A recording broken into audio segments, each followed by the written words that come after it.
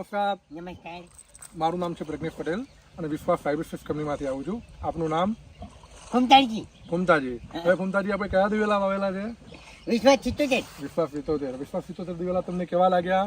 ખરેખર વિશ્વાસ 77 ની વાત જ ના થાય. ઓકે. હવે વિશ્વાસ 77 માંથી તમારે અત્યાર સુધી કેટલી વીણી થઈ ગઈ છે? 4. 4 વીણી થઈ ગઈ છે. સરસ. હવે વિશ્વાસ 77 માં તમને આમ કોઈ જગ્યાએ ફુકારો આવે છે? અરે ચોઈ નહીં. આ જોઈ લો તમે. કોઈ જગ્યાએ ફુકારો આવતો નથી. નથી. બરોબર છે. પછી વિશ્વાસ 77 ની અંદર આપણે જે કે ફુલિયાનો રોગ, હવે ફુલિયો, તો ફુલિયો આવે છે વિશ્વાસ 77 માં? તમને દેખાય છે? ના, અમને દેખાતો નથી. પણ તમારું શું કેવું થાય છે? ચોઈ નથી ભાઈ. ચોય નથી. બરોબર છે. હવે માનો કે તમે વિશ્વાસ 77 માં જે વીણી થઈ એની અંદર 53 માં દિવેલા ઘડાયા? હે? 53 ની અંદર આપણે દિવેલા ઘડાયા તમે? ઓ ઘટાય. ઓકે. તો દિવેલા ઘડાવતી વખત તમને એવો અનુભવ થયો કે આમાં ફોતરી ઓછી નીકળતી હોય, માલ વધુ નીકળતો હોય? પોતરી ઓછી અને માલ વધારે. ફોતરી ઓછી અને માલ વધારે. એ જોયું. ઓકે.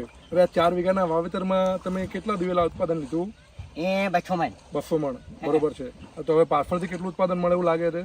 પાછળથી વળી 200 મણ. પાછળથી 200 મણ. હવે તો પછી વીઘાના 100 મણ થયું.